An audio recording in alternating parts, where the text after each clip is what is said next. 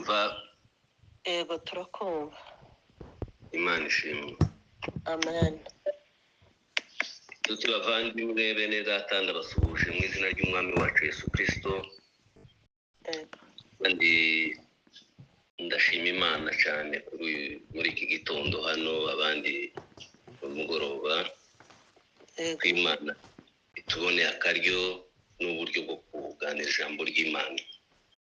Imana yabishu. Amen.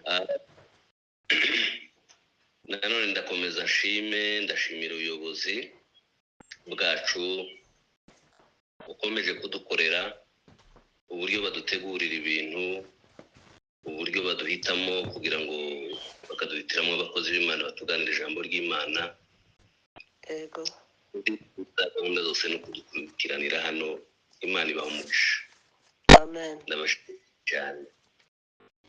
Nanone reka nshimira abavugabutumwa benshi bagenda banyura ahangaha, bagiye bamfasha ku giti canje. Yego. Muzukuri igicaniro ni igicaniro koko, cyaradufashije, cyaradukuye kitugeza ahandi. Uhereye ejo abatuganira amagambo y'Imana n'abaganiriye icyumweru cyose gishize n'ikindi, twagiye dufashwa. Yego. Twagiye dufashwa, nabo ndabashimiye kandi Imana ibaha umugisha. Amen. Ndatinze rero, reka dusome ijambo ry'Imana ari ryo tuganiraho. Dusanga mu gitabo cy'Imigani ibice 4 umurongo wa 23. Ngira ngo 23 ibice 4 uwo murongo wonyine. Reka dusome. Aravuga ngo rinda umutima wawe kuruta ibindi byose birindwa, kuko ariho iby'ubugingo bikomoka. Amena. Amen. Reka nsubiremo. Rinda umutima wawe kuruta ibindi byose birindwa, kuko ariho iby'ubugingo bikomoka. Amen. Amen. Tugiye gusangirira ijambo, ni ijambo tuzi nta gisha nozana. Yego. Kirutse icyo abandi bagiye bavuga. Hano mfite, ariko iyo abana b'Imana bahuye baraganira, kandi amagambo ntusanzwe tuyumva, ariko bizabimera nk'ibiryo nubwo wabiriye ubundi munsi, ariko iyo ushonje bakongera bakabizana uzubiryana kandi bikakumariza. Niko n'ijambo rimeze. Ibyanditswe twumva n'iki cyanditswe tumaze gusoma ni icyanditswe muzi. Yego. Icyanditswe mwabwirijweho, ni n'icyanditswe wenda mwabwirije namwe ubwanyu, ariko nico kugira ngo twongere tugisubiremo tukiganire uburyo nagihawe tugerageze kukirebera hamwe. Yego. Teme ni ukurinda umutima. Teme ni ukuvuga ngo rinda umutima wawe. Yego. Rinda umutima wawe. Iri jambo naritekerejeho ndabonga ko ni ukubera ko Imana ifite imbaraga, ifite ubushobozi, ifite amaboko, itafata umutima yacu ngo yiturindire, ariko ikaduha liberté yo kurinda umutima. Umuntu wese ni umuzamu w'umutima we. Yego. Umuntu wese ni umurinzi w'umutima we, kandi icyo Imana yari yitaruye iragikorera kuba ngo tucishakemo imbaraga, twirinde twenyine, turinde imitima yacu. Yego. Ndabyizera, ndashidikanya ko Imana ntishobora kuduha ikintu tudashoboye gukora. Icyatumye ivuga ngo urinde umutima wawe ni uko izi ko tubishoboye. Yego. Izi ko buri muntu wese, nubwo twaba turi abanyentege nkeya, nubwo twaba tudashoboye, ariko umuntu ashoboye umutima we. Imana ntiyaduha ikintu kirenze uko ubushobozi bwacu, iziduha ibingana n'uko turi. yego. Kurinda ni ikintu twumva turebe mu ngero za hano mu isi, ibihugu birarinzwe. Yego. Udusanga igihugu uko kiri kose, uko kingana, imipaka yacu cyangwa se imbago zacu zirarinzwe. Bakarenga nanone wagera mu gihugu hagati ugasanga ibigo bikomeye biri muri ico gihugu nazo birarinzwe. Yego. Abantu bakomeye nabo bararinzwe. Hari abaza barindwa n'abasirikare, abandi bakarindwa n'abapolisi, abandi bakarindwa n'abasekirite basanzwe, biterwa n'urugero umuntu ari. Ariko abantu bagerageje kurinda ibintu byabo. Amafaranga yacu aho tuyabika mu mabanki ararinzwe, ararinzwe kandi tuyajana ahantu wizeye kuko hari umutekano wayo. Abarinzwe mu buryo adashobora kwibwa no mu buryo badashobora kuyakuriganya nawe ubwabo, mu buryo bwa Yesu. Ubu ni uburyo bwo kurinda ku mwisi. Ariko noneho icyo tugiye kuvuga, tugiye kuganira hejuru yo kurinda umutima. Kandi ibyo bintu byose nubwo birinzwe, ni ngombwa, ni byiza ko ibihugu birindwa. Kandi ibihugu bifite imbaraga, birinzwe, bifite ingabo zikomeye, usanga ari byo abantu bifuza, ari byo abantu bavuga ko igihugu runaka kirarinzwe, gifite umutekano, kirakomeye, gifite imbaraga. Ni byiza ko birindwa, kandi ni byiza kuko tutura muri ibyo bihugu. Ariko Bibiliya yavuze ngo ibyo byose birindwe, ariko ikiruta ibindi ngo urinde umutima kuruta ibindi byose. Haleluya. Amen. Imana ishimwe. Amen. Umutima ni ingenzi muri ibyo byose, nubwo nabyo ari ingenzi kurindwa, ariko umutima w'umuntu ni ingenzi kuko ugomba kurindwa. Yego. Ukawurinda, ukawugenzura, ukawurinda ku manywa, ukawurinda nijoro, kandi ukahagarara ukawurinda wowe ubwawe wenyine. Zaburi ya Dawidi cyangwa se yagiye yandikwamo n'abantu benshi, ariko muri Zaburi hagiye hagaragara abantu baganiriye n'imitima yabo, cyane cyane Dawidi iyo yacikaga intege akumva umutima we ntufite amahoro, yaragarukaga akaganiriza umutima we. Hari ubwo wasangaga ngo umutima wanje niki gitumye umpagararamo, akibaza akavuga umutima wanje we niki cyatumye umpagararamo. Hakabubwa nawe ubwira ngo turiza, tegereza Uwiteka wenyine, uzongera ubona amahoro, uzongera ubone gutura. Yego. Yari yarahishuriwe ko umutima ari ikintu cyangombwa, ni si ikintu cyo kureka gusa ngo tutijandike tucihorere, ni ikintu cyangombwa mu byo turinda muri ubu bugingo bwacu. Bavuga ngo umutima waje niki gitumye umpagararamo, niki cyabaye. Hakaba n'ubundi akavuga ati umutima wanje turiza Uwiteka wenyine, turiza Imana. Hari n'umunsi yavuze ngo umutima wanje ukugirira inyota, akumva afite inyota, kandi iyo nyota akumva si inyota isanzwe y'amazi n'ibi bindi tumwa bitumara inyota, akumva inyota afite n'iy'umutima, iri mu mutima. Akabwira Imana, akaganiriza Imana, akabwira Imana ngo uzi ko umutima wanje ukugirira inyota Mana. Yari yarabitahuye, kandi yibuka imirimo Imana yamukoreye. Nanone agahindukirana umutima, akabwira umutima ngo umutima wanje himbaza Uwiteka, kandi ntiwibagirwe ibyiza yakugiriye byose. Yego. Haleluya. Amen. Dawidi ni urugero rwiza rw'uburyo yari azi kudiringa n'umutima. Natwe dushobora kudiringa n'imitima yacu, tukaganira nayo, ukaganiriza umutima wawe, ukawugenzura. Umuyobozi wa gahunda amaze kuvuga ijambo risa n'iri ngiri ndimuganira, aravuze ngo kwisubiramo. Ubundi kwisubiramo, iri jambo tubwiye ni ugusubira ni ukwigenzura, ariko usubiye mu mutima, mu mikorere yawe, ukaganiriza umutima wawe, ukireba, ukigera, ukishyira ku ruhande ukavuga ngo se meze gute, mpagaze nte, ukareba umutima wawe ntuwurebe nkakurya so tubwira impuhwe, ukawushira ku ruhande ugatangira kuwugenzura wenyine kandi ukikuramo ibisubizo n'izindi ngamba wafata zo kuwurinda. Yego. Ni ijambo ryiza cyane. Ibyo ni ibintu byangombwa ko umutima ugomba kurindwa kandi turabitegekwa n'Imana.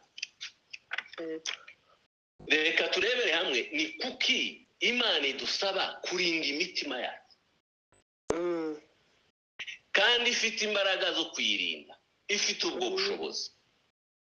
Ni kuki Imana yahisemo ko umutima ugomba kurindwa kuruta ibindi byose birindwa.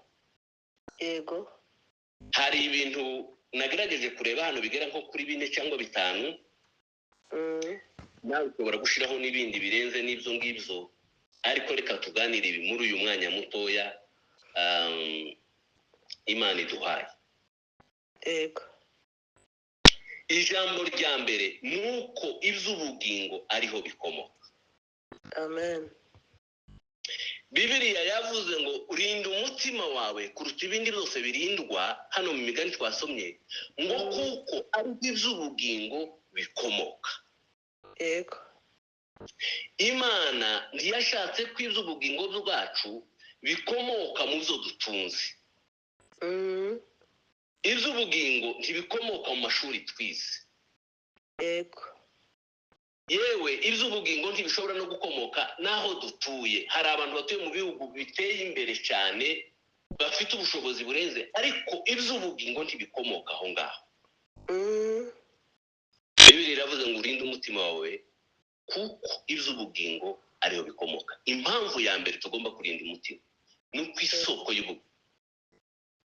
isoko y'ubugingo ikomoka umutima urinzwe. Imana ishimwe. Amen. Impamvu ya kabiri twavuga nuko umutima ari bwo buturo bw'Imana. Yego. Imana idushaka, Imana ishaka kubana natwe, tiza ngo yicare mu mazu yacu, tiza ngo yicare mu nsengero twubatse, iza yicara mu mitima y'abayishaka, mu mitima y'abafite imitima irinzwe. Yego. Y'abantu bafite imitima, inzira z'i Siyoni, mugari wa Zaburi ivuga ko harirwa bafite imitima, inzira z'i Siyoni. Zaburi ya 40 ndayikunda cyane. Ivuga ngo hahirwa baba mu nzu yawe Mana, ngo babasha kugushima ubudasiba, kandi ngo abo ngabo igikombe cyitwa baka ngo bazabagihinda igikombe cy'imigisha. Kandi ngo abo bafite imitima ngo inzira zija i Siyoni. Imitima yabo itekereza iby'Imana, itekereza iby'agakiza, itekereza ibyo gukiranuka. Yego. Ikindi ni icyo ngicyo, nuko Imana yahisemo kuba mu mitima yacu. Amen. Imana ihimbazwe. Amen. Iyo dusomye muri Yesaya ibice 66 umurongo wa 1 n'uwa 2, Yesaya yanditse aya magambo, aravuga ngo Uwiteka aravuga ati, ijuru ni intebe yanjye, isi nayo ni intebe y'ibirenge byanje, muzanyubaka inzu ki? Icyo ni ikibazo yabajije. Aravuga kuko izo zose uko ukuboko kwanje ariko kwabiremye bikabaho byose, ariko uwo nitaho ni umukene umutima umutse. Amen. Amen. Uyu muhanuzi Yesaya yaganiriye n'Imana, arahanura aravuga ngo ijuru niyo ntebe y'Imana, kandi isi nayo ni intebe y'ibirenge by'Imana. None se umwana w'umuntu yakubaka inzu yihe? Niye nzu mwanyubakira kugira ngo nze nyibemo?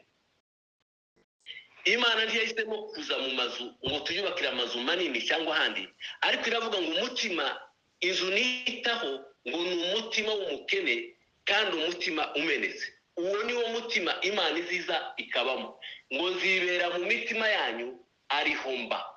Nicyo gituma tugomba kurinda imitima yacu. Haleluya. Amen. Iyo ni indi mpamvu ya kabiri, nuko imana yahisemo kuba mu mitima yacu ngo bube ubuturo bwayo, imana ihabe yature.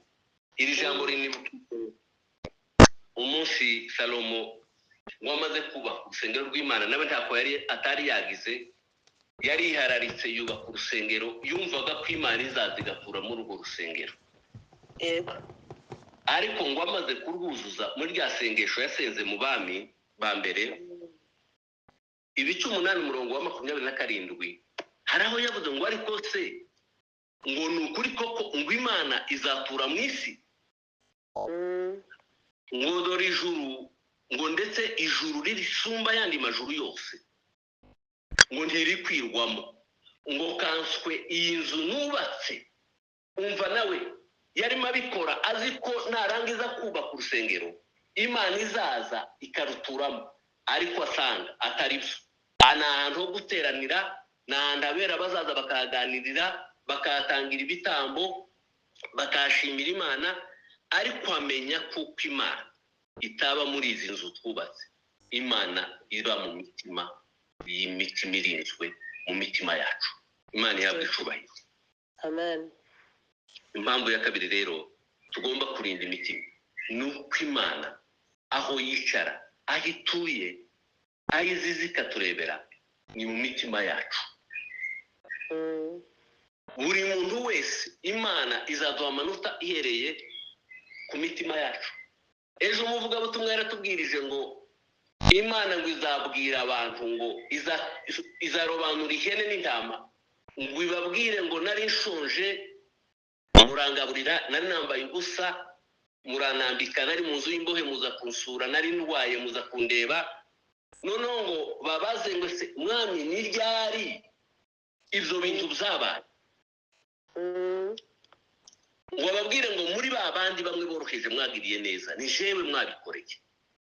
Yego. Ibyo bintu nta handi bizaba biri, ni mu mitima, ni imitima yacu, niho imana izatugenzurira.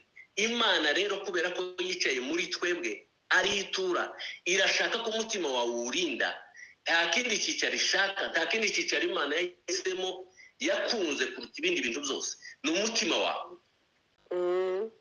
Urinde rero, rinda umutima wawe, rinda umutima waje. Buri muntu wese arinda umutima we. Hano mu gihugu dutuyemo mu Rwanda, abayobozi bakunda kugendera ku mihigo. Yego. Ndibuka mu myaka ishize umuyobozi wabonye igikombe cy'isuku wakoreraga mu murenge, Yego. bamubajije ibanga yakoresheje kugira ngo abone igikombe arusha abandi. Icyo yafashe ngo yafashe abaturage, arababwira ati none mwa abaturage, buri muntu afite urugo rw'iwatuye n'isambu yiwe. Umuntu wese azakora isuku guhera iwe ahure na mugenzi wiwe aho bagabanira. Yego.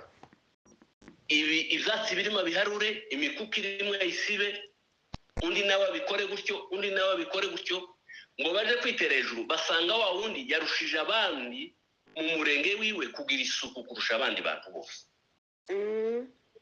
Ahabwa igikombe. Yego. Kuko yatsinze umuhigo w'isuku, kandi yakoresheje ko buri muntu wese agomba gukora isuku ayihereye iwe. Natwe bene data, imana iradusaba kurinda imitima yacu, kandi buri muntu akarinda umutima we. Ikibabaje nuko abantu baba barinzi b'imitima y'abandi, ntabashe kurinda umutima, ahubwo akareba imitima y'abandi akaba yagenzura awe kugira ngo yigenzure ubwe. Aha buri muntu afite umukoro wo kurinda umutima we, kugira ngo imana izibona ko yicara, imana iziture mu mutima wiwe iwicaremo, kuko imana ntiyatura ahandi hantu hose ijuru ntirikwirwamo, isi nayo ntirikwiriyemo, ariko aho izikwirwa ikicara igatuza, ikagubwa neza, ikaganira natwe, igakora imirimo myiza, ni mu mitima yacu. Iyi mitima irinzwe, imitima yacu iri kumwe n'Imana, iyi mitima yacu itekereza ijuru, iyi mitima yacu ikiranutse, Imana izizi ikicara ikabana natwe. Amen, amen. Haleluya. Hallelujah. Icya gatatu nabashe kureba nuko umutima urashukana kurusha ibindi bintu byose bibaho. Umutima urashukana. Tugomba kurinda umutima. Mu mvugo z'iki gihe baza bavuga ikintu cyose ngo ni danje. Umutima ni danje. Umutima w'umuntu urashukana kurusha ibindi byose bishobora kugushuka. Yego. Iyo tubisoma muri Yeremiya 17:9, sinzi niba hari umuntu waba ari hafi akamfasha kugira ngo dusome ahantu. Yeremiya, hari umusomyi mwiza yadusomera Yeremiya ibice 17:9. 17:9. Adusome. Umutima w'umuntu urusha ibintu byose gushukana, kandi indwara ntiwizere gukira. Ninde ushobora kumenya ukuri? Amen. Amen. Urakoze cyane. Ikintu tugomba kurindira umutima kindi cya gatatu nuko umutima uradushuka. Yego. Umutima ushobora kugushuka ukagukura mu byizerwa. Umutima ushobora kugushuka ugasanga wavuze ibintu bitari byo. Yego. Umutima yacu nizidushuka ikadushira mu biganiro bidakwiye, ugasanga winjiye mu rugambo. Bibiliya zitubwira umunsi umwe ngo Imana yibutse icyaha cy'Abameleki, ngo ituma Samweli kuri Sawuli, iramubwira ngo Sawuli ugende urimbura Abameleki bose. Nibutsa amakosa bakugiriye, ngo bari baragiriye ubwoko bw'Imana nabi igihe bavaga muri Egiputa, bakabica bakaza bakabanyura inyuma. Umukecuru wananiwe mu nzira bakamuhotora, uwarwaye wasigaye inyuma y'abandi bakamwica. Imana irabibona, irabibika. Imana ntizayibagirwa gukora. Yego. Igihe Sawuli ari ku ngoma, Imana ngo yibuka icyaha cy'Abameleki, ishaka guhora. Imutuma umugaragu wa Samweli, iramubwira ngo ugende uje gutera Abameleki, kandi izabakugabiza. Uzice abakuru, uzice abagabo, uzice abagore, uzice abakobwa, uzice abahungu, uzarimbura inka zabo, urimbura amatungo, ikintu cyose gihumeka cy'Abameleki uzakirimbura ugikureho. Nuko ngo Sawuli aragenda, agezeyo koko Imana irabamugabiza, ngo arabarimbura, arabatera. Ariko ngo asanga ngo harimo inka nziza arazirobanura, intama nziza arazirobanura, ndetse ngo n'umwami wabo ngo abona n'umusore mwiza nawe ngo amukuramo, aramukiza, ntiyamwica. Umutima uramushuka. Yego. Ntiyubaha Imana, ntiyumvira ijwi ry'Imana uko Imana yamutegetse ngo abe ari bizakora. Yego. Bene data, umutima ni ikintu gishukana cyane. Amakosa menshi tugwamo nuko umutima uba wadushutse, ariko iyo umuntu arinze umutima we ntashobora kugwa muri iki gishuko cy'umutima. Ikindi gitangaje ngo uyu mutima ngo ukanagira n'indwara ntiwizere gukira. Amen. Umutima ntuzawizera gukira, ntuzawizera kuva mu ntege nke, uhora usubira inyuma, uhora wifuza gusubira inyuma, uhora wifuza gusubira inyuma. Abanyezirayeli igihe Imana ubwo yari bayoboye bari kumwe n'umugaragu w'Imana Mose ibakura muri Egiputa, ngo bageragaho bakifuza amadegede yo muri Egiputa. Yego.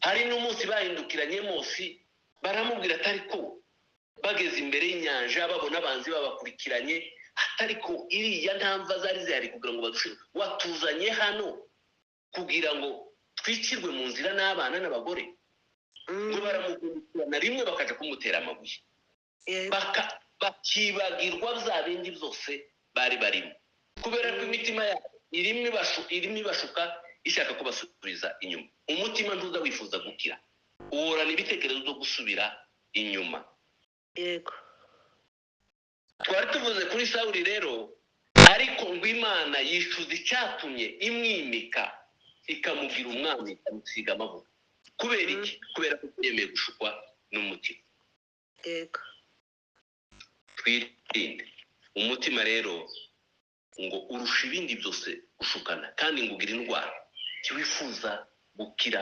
tiwizera gukira namba turinde imitima tuyirinde itagwa mu bishuko tuyirinde itagwa mu mosha yego indi mpamvu ya kane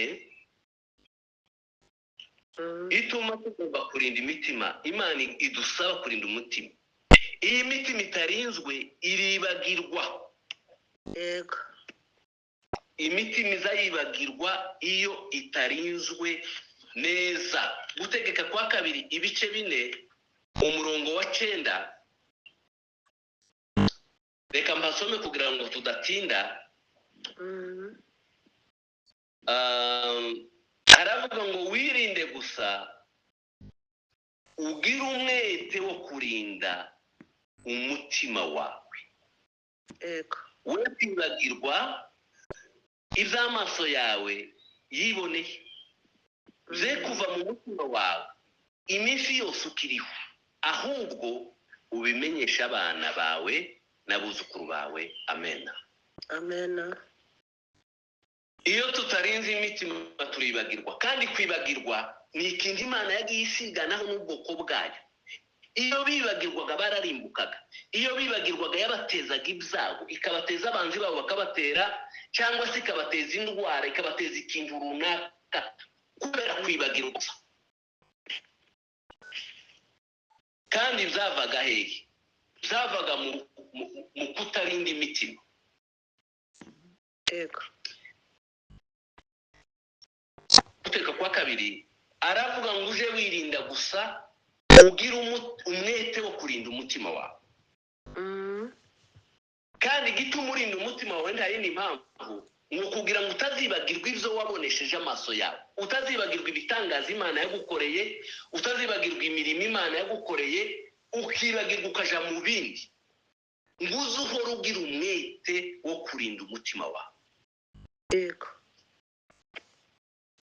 kurinda umutima ni ikintu cy'ingenzi cyane ngo ntukibagirwe ibyo warebesheje amaso yawe ukabibona wewe wenyine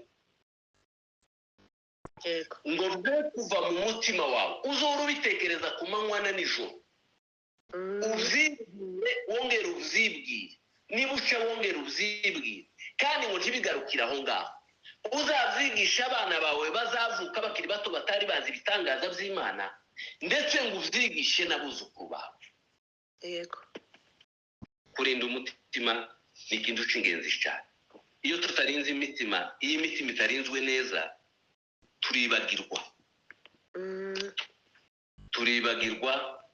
tukibagirwa imirimo Imana yadukoreye tukibagirwa indwara twakize tukibagirwa ko twigeze gusonza Imana ikatugaburira mbibona sinzi namwe niba bikunze kubabaho njyewe Imana yagiye imfasha cyane yagiye iniyereka mu kurwaza abantu kandi Imana ikabakiza ariko hazaba rimwe umuntu arwara mu rugo nkabona cya kibazo kikaza kikampuma amaso nkabona cyabaye umusozi cyabaye ikintu gikomeye cyane ariko Imana ntishaka ko twibagirwa iyo duhuye n'ibibazo runaka nicyo gituma Imana yategekaga Mose ikamubwira ati ubu bwoko babwira ngo baze bagira umwete wo kwibuka ibyo nakoze kandi ibyo babonesheje amaso yabo ibitangaza n'abakore bazabyigisha abana babo ndetse babyigishe n'abuzukuru babo boye kwibagirwa. Yashakaga ngo bagire umwete wo kurinda imitima. Arabivuga arabisulinya ngo mugire umwete wo kurinda imitima yanyu. Imitima iyo yibagiwe izikora ibidakorwa, izikora za kirazira. Murinde imitima yanyu ntiyibagirwe, ikomeze irindirwe mu mbaraga. Iyo ni indi mpamvu wenda dusoza, Imana idusaba kurinda imitima. Yego.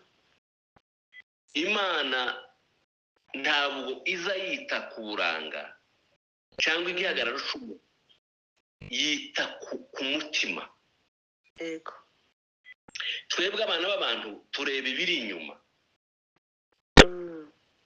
Ureba umuntu ukavuga ngo uriya muntu afite uburanga bwiza, afite igihagararo cyiza, cyangwa ukaba wamugayisha ijisho bitewe n'uko aremye, bitewe na housing yiwe uko bivugwa muri kino gihe, bitewe n'uko ameze, n'uko aremye, n'uko aresha, n'uko asa.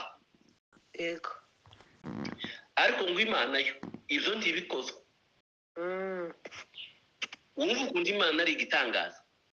Iyo umuntu gusa afite umutima uboneye imbere y'Imana, Imana iramwishimira, Imana iramurata, Imana imufata nk'umuntu ukomeye kuruta abandi bantu bose, Imana imubona ko ari we mwiza kuruta abandi, Imana niwe yashira imbere. Bayibaje se ninde wabona mwiza muri aba bantu? Itora wa wundi, nubwo mwebwe mubona aciriritse, nubwo yaba ari mugufi, nubwo yaba afite ishusho idashimishije, kujya kwa abantu nyine dufate ishusho zimwe tukazigira izihenze, izindi tukazigira iziciriritse, kandi zose zararemwe n'Imana. Ariko Imana yo ngo izireba umutima. Yego. Izayita ku buranga.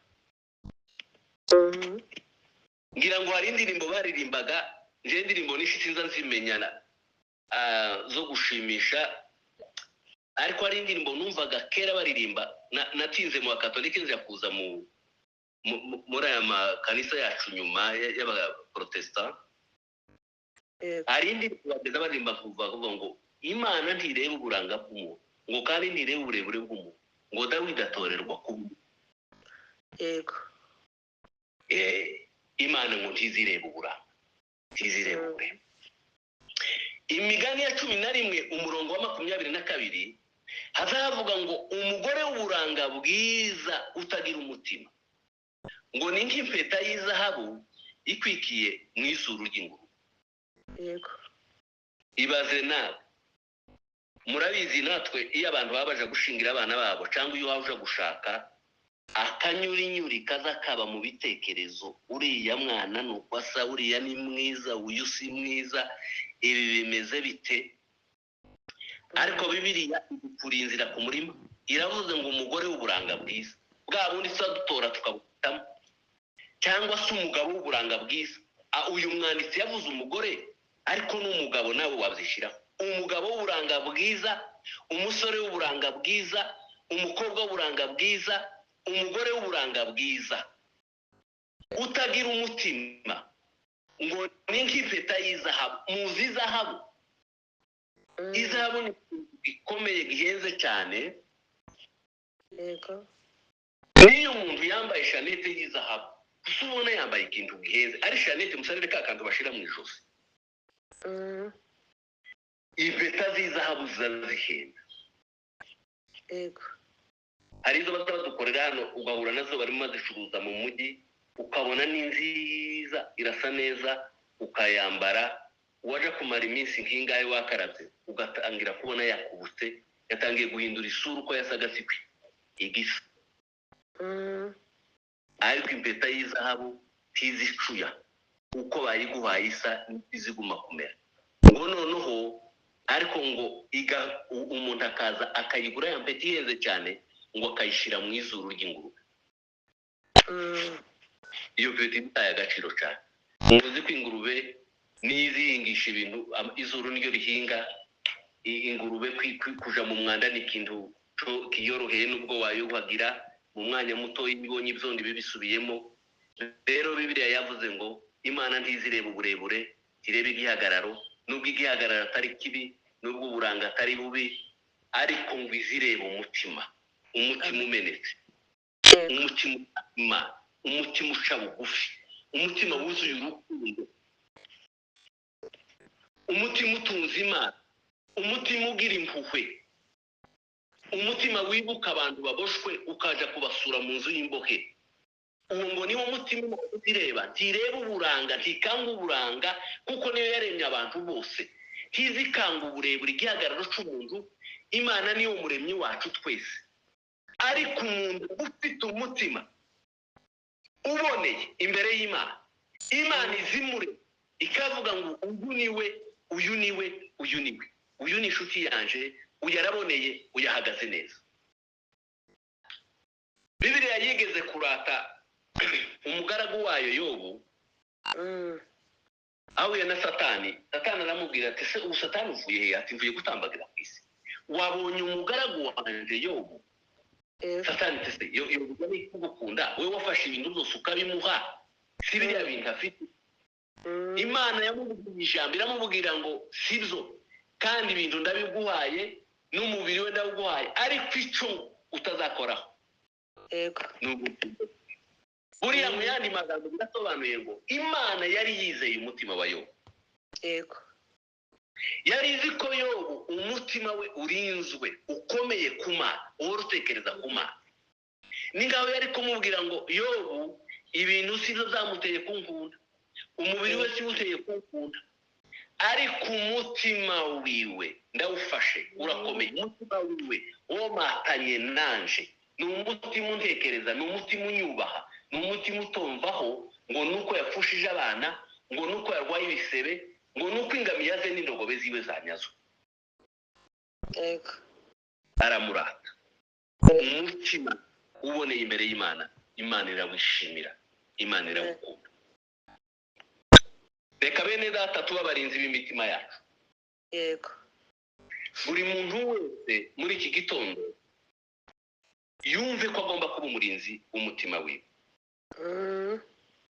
Nubwo duterana turi benshi, hano duterana rimwe nkabona twabaye hafi 120, n'ubu ngubu hano turi 125 barenga. Ariko ikintu Imana izatureberaho, nubwo tunyurwa, iturebera mu mutima. Umutima w'umuntu ni ikinege, umutima wawe ni ikintu, nico Imana izakureberaho. Nika kurya k'umwarimu iyo yigisha abana bose bazabakurikira, bose bagafata note, bagafata ibyandikwa bakabifata bakandika. Niba ari ibisobanuro umwarimu arimo atanga, bose bakabifata bakicara ku ntebe, umwarimu akabahagarara imbere akavuga, bose bagatega amatwi. Ariko aho biza gutandukanira ni igihe umwarimu atanze ikizamini, nibwo azamenya neza neza bamukurikiye neza n'abataramukurikiye neza. Natwe niko biri imbere y'Imana. Imbere y'Imana hari umunsi Imana izareba imitima, nta kindi izareba. Izareba umutima wawe, ireba umutima wanje, ireba uburyo twabanye n'abantu, ireba uburyo tutubana n'abandi bantu. Bibiliya ivuga ngo kurwanya uruhande, mwige kubana n'abandi bantu bose amahoro. Ibibazo dufite byinshi biva mu kuntu tutarinda imitima yacu, biva mu kuntu twumva ijambo ry'Imana ntiturikomeze. Bibiliya ivuga ngo umuntu wumva ijambo ryanje akarikomeza ngo ameze nk'umuntu w'umunyabwenge wubatse inzu ye ku rutare. Imvura irava, imivu iratemba, umuyaga urahuha, ariko iyo nzu ngo ntiyagwa. Icyo barushanije wa wundi wa kabiri wubatse ku musenyi nta kindi, nuko umwe yumvise amagambo y'Imana akayabika ku mutima, akayashyira mu bikorwa, undi akayafata minenegwe, mugani w'Abarundi. Reka tuba abarinzi b'imitima yacu. Buri muntu wese arinze umutima we, undi akarinda umutima we. Umugabo arinze umutima, umugore nawe akarinda umutima, mu rugo haba amahoro. Buri mwana arinze umutima, n'undi mwana babana mu rugo babana. Abavandimwe buri muntu abashe kurinda umutima we, undi akarinda umutima. Aya makimbirane yagiye aba mu miryango yashira, yagabanuka, tubashije guhagarara imitima yacu. Yesaya 62 umurongo wa 6 aravuga ngo yewe Yerusalemu shiza abarinzi ku nkike zawe, ntibazatuza ntibazaceceka ku manywa na nijoro. Yemwe abibutsa Uwiteka, ntimugatuze kandi ntimugaceceke, ntimugahunde, kugeza ubwo azakomeza i Yerusalemu akahindura ishimwe mu isi. Amen. Amen. Amen. Iri jambo ryo tugiye gusoreza. Yego. Umurinzi waho utuye, umurinzi w'urugo rwawe, umurinzi w'umutima wawe. Yego. Uzabana n'abantu bose amahoro, buri muntu wese yabashe kugenzura umutima we. Yesaya aravuga ngo shiza abarinzi i Yerusalemu, shiza abarinzi ku nkike z'i Yerusalemu. Buri muntu afite inkike z'umutima we. Mureke dushire abarinzi ku nkike z'imitima yacu, kandi abarinzi b'imitima yacu nta kindi gishobora kuturindira imitima, ni ukurya ijambo ry'Imana, akaba ari ryo ritubera umuyoboro, akaba ari ryo rituyobora, akaba ari ryo nka kurya kw'abashoferi iyo batwara imodokari mu muhanda. Buri muntu aba afite umurongo agomba kugenderamo mu kuboko avuyemo. Iyo ugendeye ku kuboko k'undi muntu ushobora guteza impanuka. Nuko natwe tugomba guhagarara ku barinzi, tugashyira abarinzi ku mitima yacu kugira ngo tugendere mu kuboko kwacu. Yesaya rero arabyandika aravuga ngo shiza abarinzi ku nkike zawe, ntibazatuze ntitwibagirwe, tutazaja kwibagirwa. Buri munsi tuzatwibuka amagambo y'Imana, tuyatekereza ku manywa na nijoro, turinde imitima yacu. Amen. Ndabahamagarira kugira ngo turinde imitima yacu. Bibiliya yatubwiye ngo rinda umutima wawe kuruta ibindi byose birindwa. Ibirindwa ni byinshi. Abana bacu bararinzwe. Iyo imbeho yabaye tubarinda, tukabambika imyenda ishushe, nanone hashuha tukabambika imyenda idashushe, tukabarinda tukaboza abana bakiri batoya, n'abageze igihe cyo kozwa tukabategeka kuja koga iyo bataraba abantu bakuru. Ubwo ni uburyo bwo kurinda. Ariko Bibiliya yatubwiye ngo ibyo ni ngombwa kubirinda, ariko ikiruta ibindi turinde umutima kuruta ibindi byose birindwa. Nimwakira ijambo ry'Imana.